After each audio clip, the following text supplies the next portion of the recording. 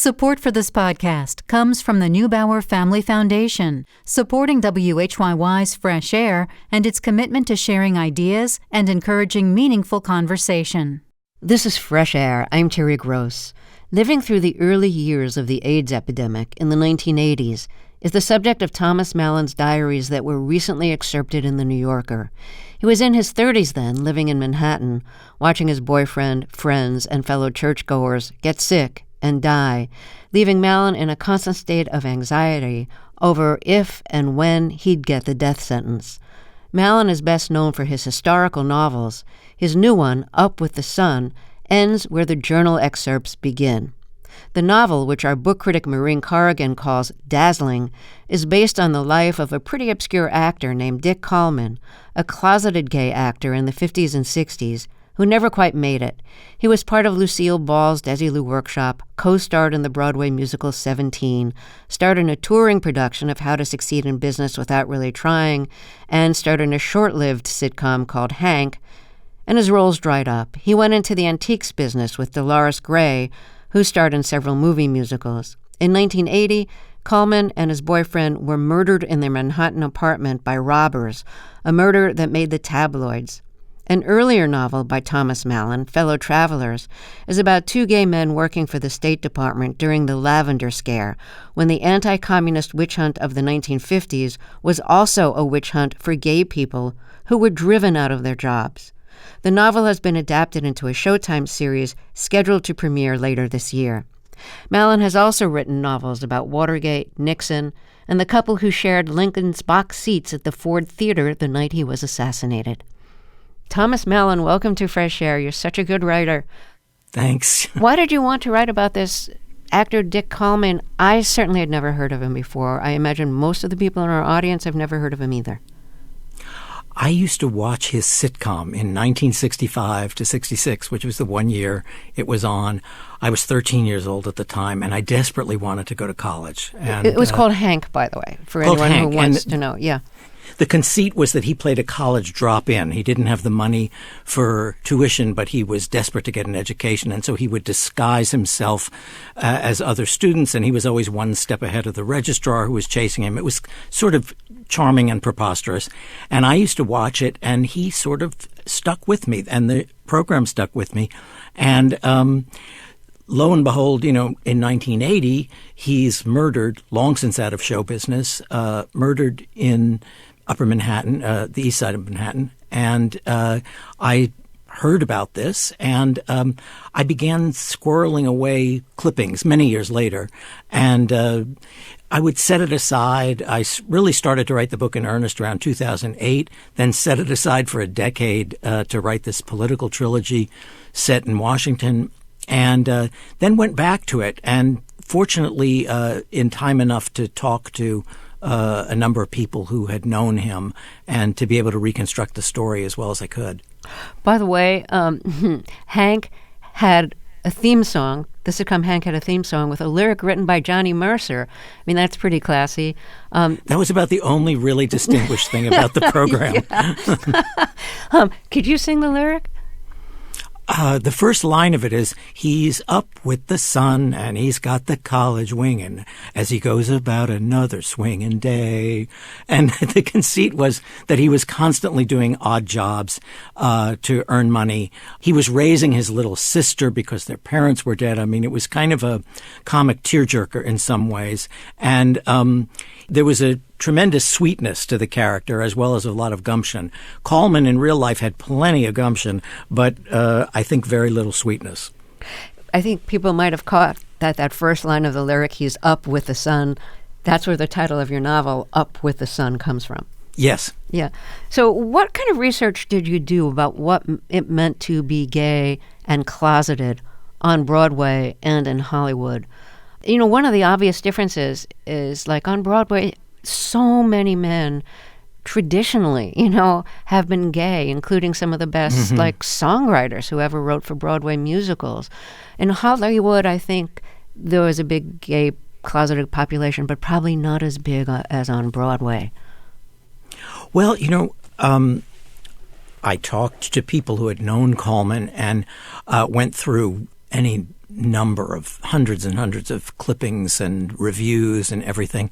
And, it was the time when later in the 50s, when he was trying to get a foothold in Hollywood, he would be set up on dates, by his agent, dates, needless to say, with young women, and who were sort of aware or not aware that they were really, functioning as beards for this. The lockdown, as you say, you would think of all places, Broadway would be a place where, to a certain extent, you could be yourself.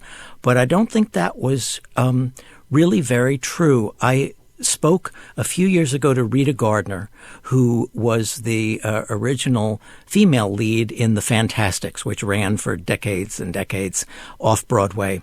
And she played the part opposite Kenneth Nelson, who figures in this book. He knew Kallman. Their careers sort of dovetailed each other in some ways for a number of years. And Kenneth Nelson was much beloved by people who worked with him. And Rita told me that, she says, of course I knew Kenny was gay. And sometimes I would see him troubled or down about something. And she says, as amazing as it sounds now, you just couldn't ask. Even in the world of off-Broadway theater, it was just too hot to handle back in those days. And she was remembering this in her 80s, and she was just shaking her head over it. Well, another thing that closeted actors on Broadway and also in Hollywood had to deal with is the gossip columnists, because they could out you. I don't know if this is a real quote from Earl Wilson, who was a gossip columnist at the New York Post at the time, but in one of his columns he wrote, "Which restaurant chain has been purging its New York branches of swishes?" Mm-hmm. That's for real. That's for real? Yeah.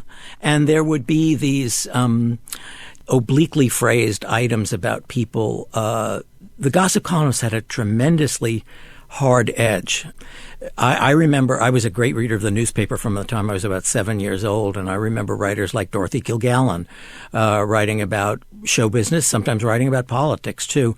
And there was a hard edge, and if they took a dislike to somebody, they made these nasty little crusades against them. And this was the shame that could not speak its name, let alone the love that could not speak its name.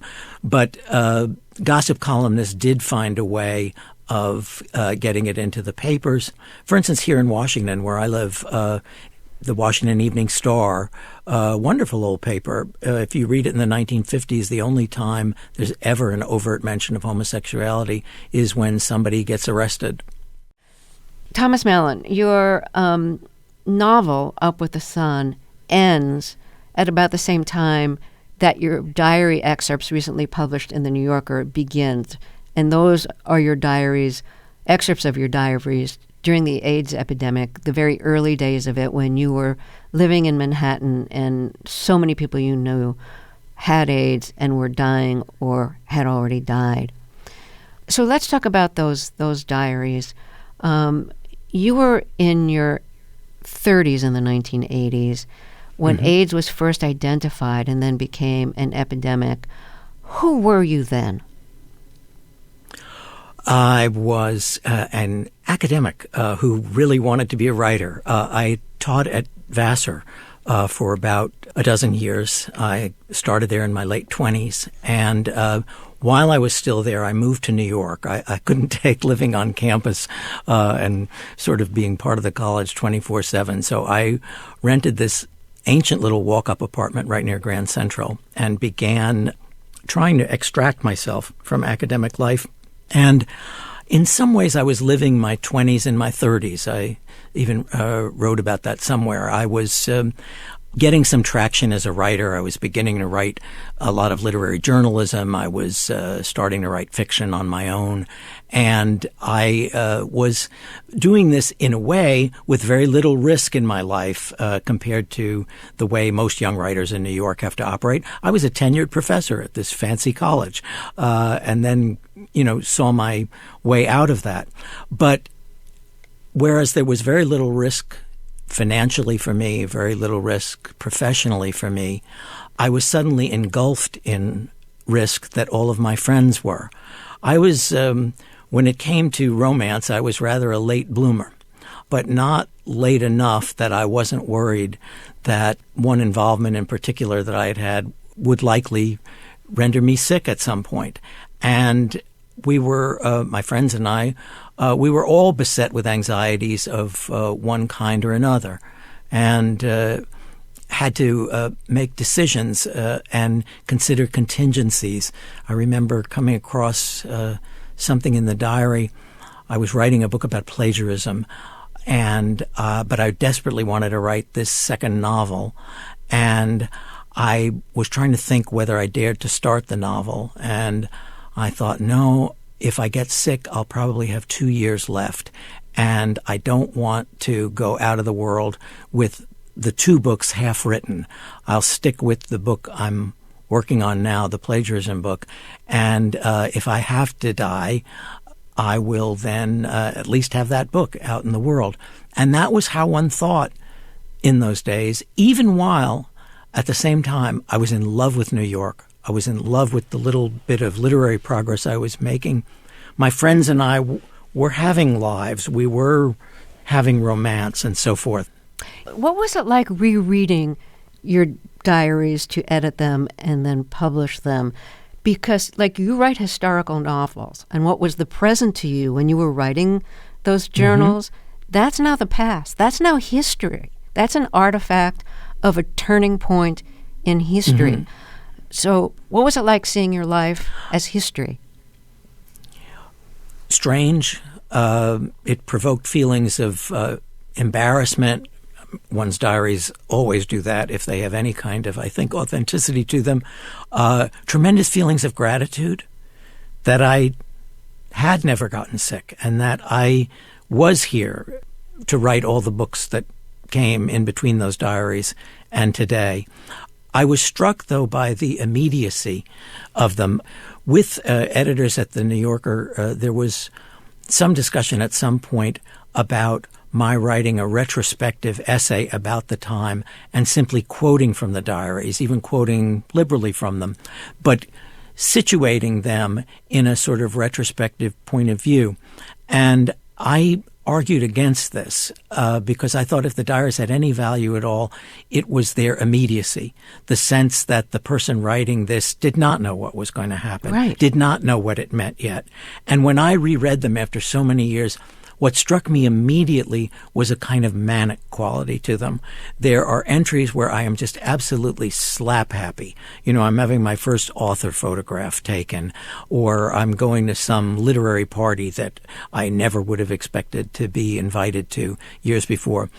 And the next day, all of that will come crashing down because there's been some terrible piece of AIDS news, either in the newspapers or, you know, in my own world. Somebody I knew was sick. And it seemed to me at the time, and the diaries brought this back to me, that I was living in a world where it was always going to be impossible to be happy for very long, that there would be these short bursts. But this looming, terrible destructiveness was always going to be out there. You know, just a little stray sentence in those diaries was about having a great view of Manhattan when you dined one day at Windows on the World, which was the restaurant on top of the World Trade Center. And a few years later, that would be totally demolished in the terrorist attack on 9/11. What was it like for you to reread that sentence and realize this, like, little factoid tucked away in your journal was certain things part of this like national nightmare? Yes, these little things that jump out at you and that you know, you never expected to see. And of course, at the time you're writing it, you don't think that you could ever reread this and have it mean something completely different from what it appeared to mean to you as you actually wrote the sentence. There are all these things that, you know, one is forgotten.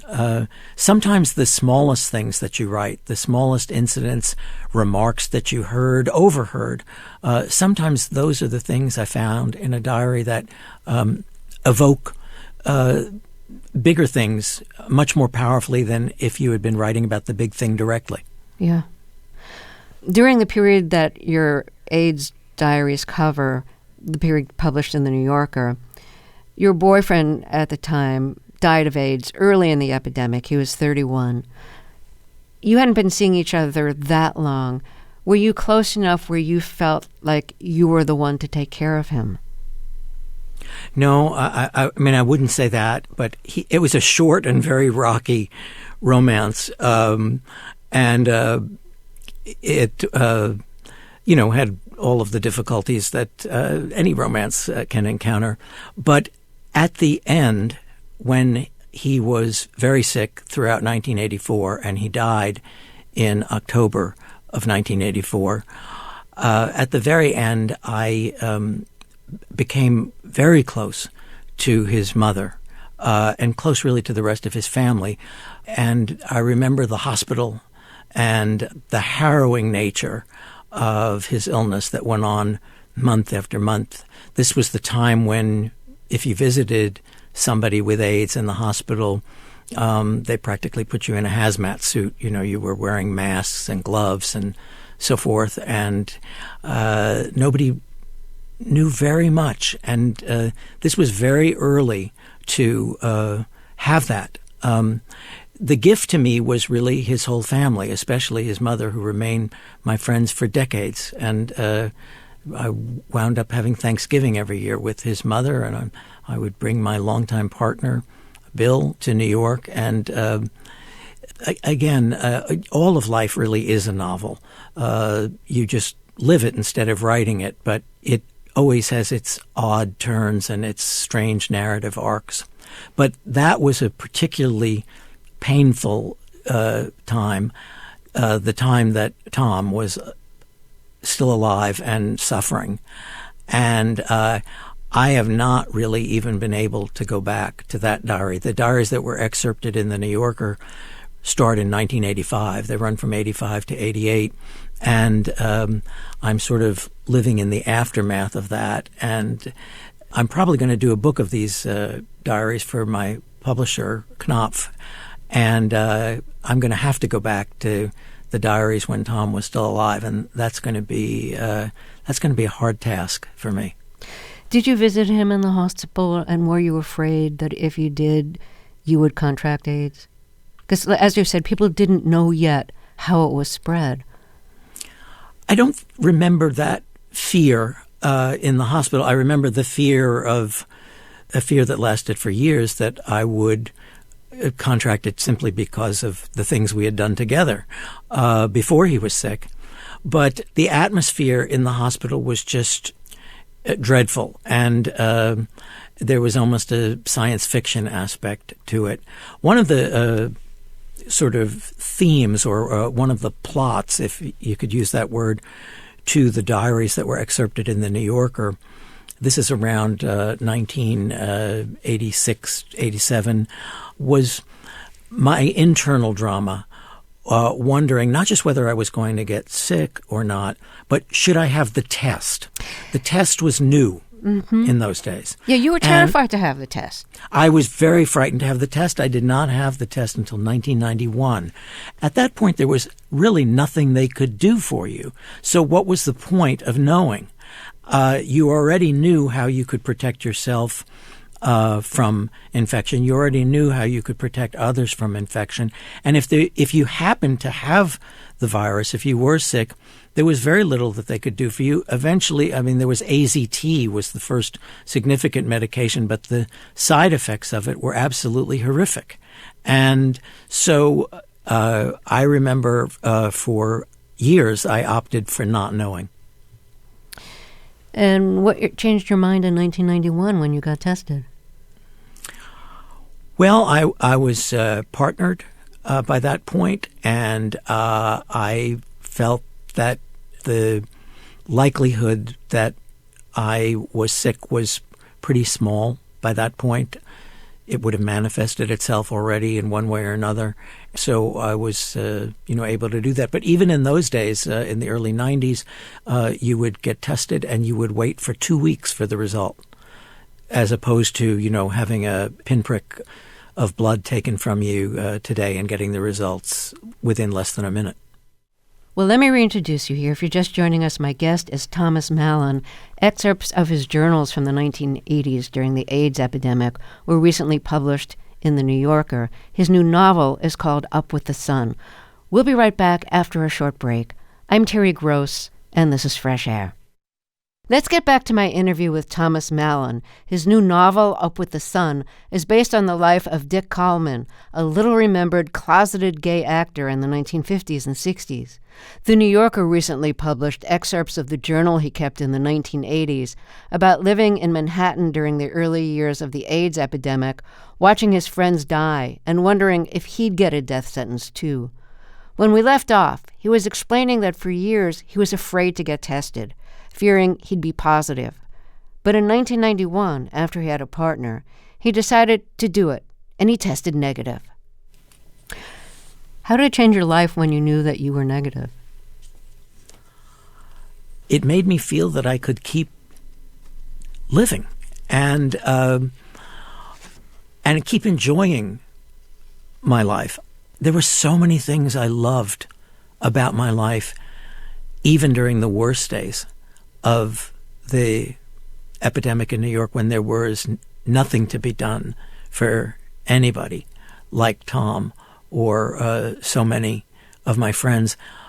I absolutely loved my life. I was very driven. I was very hardworking. I was ambitious. I wanted to be a writer. I felt I was getting a late start as a writer, and suddenly things were happening. And I just remember the feeling that I'm not going to have to, maybe until I'm, much older, I'm not going to have to sit down with that diary again and tote up the pros and cons of trying to write a second book while I'm writing a first one, because I might not be around to finish them within a couple of years. So you were so relieved to know that your death was not imminent. You are 71 now. Have your thoughts about aging been affected by how afraid you were that you were going to die in your 30s? I think it would be impossible for those thoughts and feelings not to have been affected. I am so aware of how lucky I was. And I've enjoyed rude good health for almost my whole life. I'd like that to continue for a while. But I like to think that, when things fall apart, that I'll be able to accept that with a certain amount of greater grace, because I know that it could so easily, all of those intervening decades could so easily have been denied to me by life. And I don't know, that'll be a test of my character, I guess, when it comes. Yeah.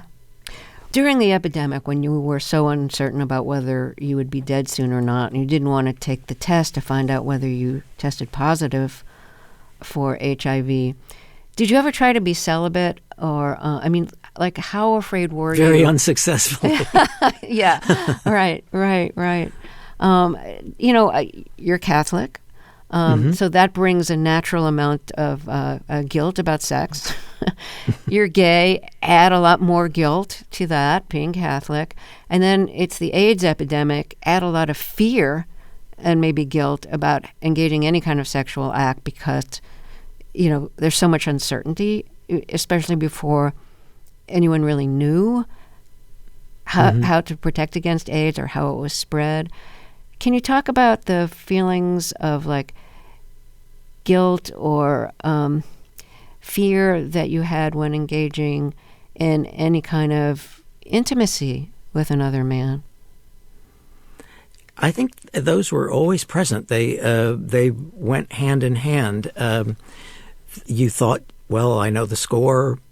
The person I'm with knows the score, and we'll protect each other, but we can't stop living. And I saw a good friend of mine, Greg Ullman, who I saw a lot in the 80s, and I saw him last fall. We were talking about this when the diaries were about to come out, and we talked about how we did our best to go on living and to just somehow go forward and assume that things might work out right.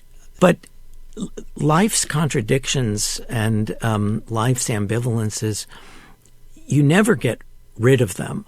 And, I am a very lapsed Catholic. If I lapsed any further, I don't know what circle of hell I'd be in. But I still missed my faith. To this day, I miss my faith in that it was being gay that drove me away from the church. There was very little way in which one could reconcile those two things and be comfortable. I was also politically was always much more conservative than my friends, particularly where foreign policy was concerned, things like that. And it was very, very difficult for me to be politically conservative. I was never a social conservative for all the obvious reasons.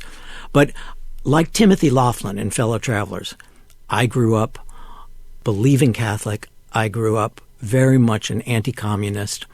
And as I grew older, grew through adolescence and into adulthood, I saw no reason why those three things should be incompatible. I really didn't. And yet, if you were a believer in a somewhat conservative worldview, geopolitically, that was a very, very difficult political position to have when the very people you admired for their anti-communism and, their stand for liberty did not extend to gay people. Let me stop you here for a second, because my question had to do with, did you try to be celibate? And we're talking about politics. I'm sorry. No. We're talking about politics now, and how your circle of friends was not conservative, how hard it was to be conservative politically, not socially, but politically.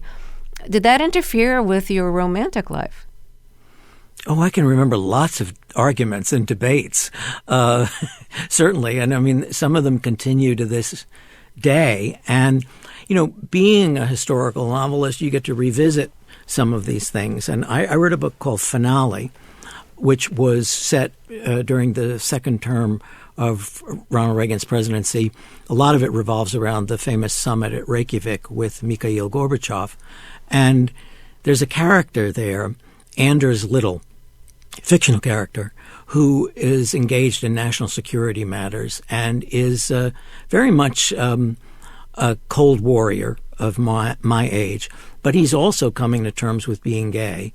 And he is struggling with the fact that he is having to work in an administration which is not doing anything for people that he loves and people who are in trouble and people who are even facing death. And I think that has been sort of a motif in my life. I've argued with my conservative friends that their positions on certain social issues are beyond the pale, unacceptable to me. And I've certainly argued with my gay friends that I wasn't comfortable with a one-size-fits-all politics, that my politics were a bit different from that. I was still very much Timothy Laughlin in Fellow Travelers. E.M. Forster talks in one of his essays about not liking 100%ers, and that's something that's always stuck with me. I think that the political divide that exists today, which I can't imagine really writing about in fiction, is made worse by the fact that everybody is so dug in that no one ever surprises anyone else with their politics. If somebody expresses their politics, in personal conversation, you sort of, if they express one piece of their politics, you sort of infer the whole rest of it from what they've said. And the middle ground has just kind of disappeared beneath our feet. I want to get back to what you experienced personally in the 80s. You write in your diaries, I always fall for the truly cold people, cold men, because I decide their reserve and awkwardness is really bottled up warmth that they're waiting for me to release, an act for which they'll repay me with extravagant love. I think that is a really common thing thinking that somebody who's cold or unemotional on the surface is just like hiding their sensitivity that's underneath, and that once you kind of connect with that sensitivity, they'll open up and be really warm and appreciate that you allowed them to do it.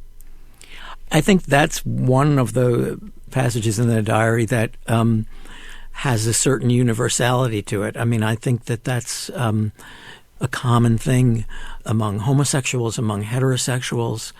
I think a lot of heterosexual women might recognize themselves in that passage, particularly from, what's now a couple of generations ago. The complexities of love are more universal than not, and if they weren't, there wouldn't be anything like fiction. Gay people couldn't read straight novels. Straight people couldn't read gay novels. A certain degree of identification has been a part of fiction from the very beginning, from when the novel starts in the 18th century. You have to see yourself to some degree in at least some of the characters in the book. But often you see yourself in characters who are nothing like you in terms of gender, circumstance, whatever. But there's some emotional aspect of them that allows you to say, that's me as well. Well, I think it's time to take another break. So let me reintroduce you. If you're just joining us, my guest is Thomas Mallon. The New Yorker recently published excerpts of the journal he kept in the 1980s about living through the AIDS epidemic, watching his friends die and wondering if he'd get a death sentence too. His latest novel is called Up with the Sun. We'll be right back after a break. This is Fresh Air. This is Fresh Air. Let's get back to my interview with Thomas Mallon. His latest novel is called Up with the Sun. His diaries about living through the AIDS epidemic in the 1980s were recently excerpted in The New Yorker. And his novel Fellow Travelers will soon be adapted into a Showtime series that's expected to premiere sometime later this year. In your journals, you refer, and again, this is in the 1980s, you refer to the old homosexuality versus the new homosexuality. You being in your 30s then would have been part of the new homosexuality. What was the difference to you then? I think, and very often at that age, just as at this age, I'm talking through my hat. And, in a diary, every diary entry is a kind of thought experiment. You're trying things out. You're considering things. You're wondering about things. I think that passage occurs when I was briefly dating an older man, and I saw I was seeing couples who had managed to live as couples domestically and had their own kind of somewhat sealed off world, but they were living the way married gay people would live today. And at the time, just as I was afraid of sexual abandon, I was also afraid of domesticity. Two men keeping house together did not seem natural to me in the 1980s. And that was my blinkered self. That was my self-loathing. That was my prejudice against certain things. Now, when I look back on what I guess I'm referring to as the old homosexuality there, and I'm thinking of these sort of domestic arrangements that people manage to have in the face of no liberties whatsoever, I look back on those people and I think that's another group of people who were much braver than I would ever have been. Since you refer to the old and the new homosexuality, now that you're in your early 70s, do you think you're considered by younger gay people, to be part of the old homosexuality? Sure, yeah. What do you see as some of the generational differences? Well, I suppose the most striking one, of course, would be gay marriage, which didn't exist, was not remotely on the horizon back in the 1980s. And it does exist today. And I think that gay marriage It's a wonderful thing. It's a wonderful option. I'm somewhat surprised that it seems in many ways to be more of a replication of straight marriage than I imagined it would be. I imagined that gay marriage would be something slightly different, maybe. But that old homosexuality that I was referring to, those domestic arrangements and so forth that people had, because they were not marriage, there may have been tremendous devotion between the two people, but infidelity, to use a very old-fashioned term, was not the crisis or the catastrophe that it would be in, say, a heterosexual marriage. So there's that to consider as well, I guess. At what point in your life did you feel like domesticity was okay? I'm making an assumption here that you live with your longtime partner. I do. And I think it was the night very early on when Bill said to me, because I still lived like a graduate student in this little studio apartment, and I worked. Talk about up with the sun. I was always up with the sun working, and I would work all day, and I would race out, to the Korean grocer for takeout and bring it back and go back to my desk and whatever. And I remember one night, a few months into our being together in 1989, he said, "Don't you understand? I want to make a home for you." And I was absolutely thunderstruck by that. And I realized that was not confinement. It was love.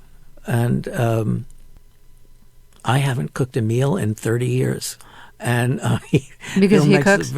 Makes a very good home. He meant it literally, in terms of all the things that go into making a comfortable home, all of which he is wonderful at. But I think, by that time I was in my late 30s, getting close to 40, and that was another sea change in my life. Well, let me reintroduce you again. If you're just joining us, my guest is writer Thomas Mallon, and excerpts of his journals, his AIDS journals from the 1980s, were recently published in The New Yorker. His new novel is called Up with the Sun. We'll be right back. This is Fresh Air. In your latest novel, Up with the Sun, one of the characters says, "All my life I've loved the past as a place that can keep you safe from the present. An inert world, sleeping and finished, that can't push you around, a place that your imagination can make as pretty as the two-dimensional flats on a Broadway set." Is that a sentiment you share, and is that one of the reasons why you write historical fiction? Yes, I think so. I think that's me speaking through Matt, my fictional pianist in Up with the Sun. I think that's always been a theme in my books. I wrote a novel many years ago called Dewey Defeats Truman, which was all set during the summer and fall of 1948 in a little town in Michigan that had been Thomas E. Dewey's hometown. And there's an old man in that book named Horace Sinclair. And he expresses a lot of my preference for the past, the idea that the past is the present perfected, somehow put in amber, somehow an easier place to live in. He's the one who says, some people when they pass a house, when they're walking on the street, they wonder who lives there. And he, when he walks past the house, always wonders who used to live there. Of course, you often write about unsafe parts of the past, writing about having to be closeted if you're an actor in the 50s and 60s. Well, having to be closeted kind of if you were anybody back then. And Fellow Travelers, you're writing about the anti-gay witch hunts of the 50s during the whole McCarthy period when there were the anti-communist witch hunts. And in a way, like the past is repeating again in terms of LGBTQ issues. I mean, you've got a lot of people in the Republican Party who want to overturn the legality of gay marriage. You've got these new anti-drag laws. So do you feel like that the past is repeating itself in terms of gay rights? I don't think there's any going back. I think we're in a long, ugly moment politically. And I would say to anybody who believes in liberty and who believes in many of the things that I always believed in terms of a good, robust American foreign policy that tried to spread liberty through the world, tried to defend liberty through the world. What I would say to those people is get out of the Republican Party. Get out. And if you're still in it, and I can't imagine why anybody could have been in it after 2016, get out of it and try to form a third force in which you can stand up for people's rights, including LGBTQ rights, at home, and you can continue to believe all of the things that you always believed and fought for at home and abroad. But I think unless we have a third force in the United States where there is a middle ground, we are in for terrible political times. One of the problems I sometimes have with like biopics and, historical movies and historical novels is that you come away from it feeling like you've really learned a lot about the past. At the same time, you don't know what's fiction and what's fact in that piece of work that you've just come away from. How do you deal with that as a writer? Like, what are your thoughts about that as somebody who's actually creating the historical fiction? Like with Dick Kallman, it wasn't really an issue for him because I had no idea who he was. And I was just like, right. I just let myself enjoy the book. I once wrote an essay called The Historical Novelist's Burden of Truth. And it is a very tricky business because if you are dealing with real people, you are necessarily going to ascribe to them opinions, feelings, thoughts that they may have had or may not have had. And one of the purposes of historical fiction, I think, is that it does allow a writer to speculate, to imagine. I mean, if you're writing a book about Watergate, as I did, a novel about Watergate, you operate differently from a historian. The historian would have to say, it is not implausible to think that at this moment Mr. Nixon may have thought. If you're a historical novelist, you just have him go ahead and think it. It's the way you dramatize, the way you imagine things. But I think ultimately it comes down to truth in labeling.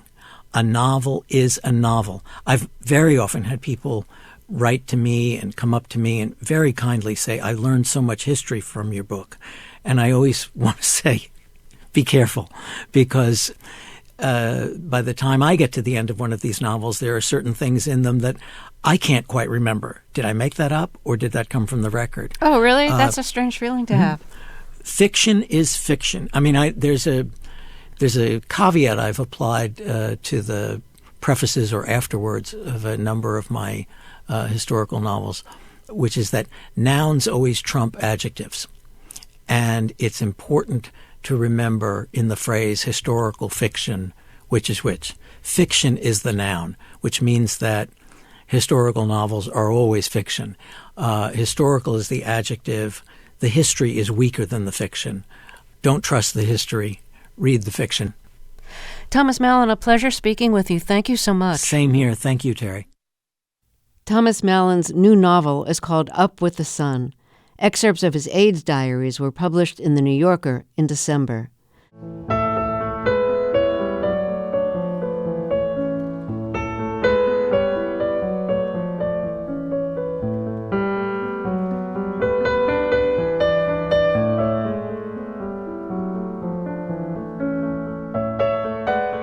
Fresh Air's executive producer is Danny Miller. Our technical director and engineer is Audrey Bentham, with additional engineering today from Al Banks. Our interviews and reviews are produced and edited by Amy Salet, Phyllis Myers, Roberta Shorrock, Sam Brigger, Lauren Krenzel, Teresa Madden, Anne-Marie Baldonado, Seth Kelly, Susan Yakundi, and Joel Wolfram. Our digital media producer is Molly Seavey-Nesper. Thea Challoner directed today's show. I'm Terry Gross.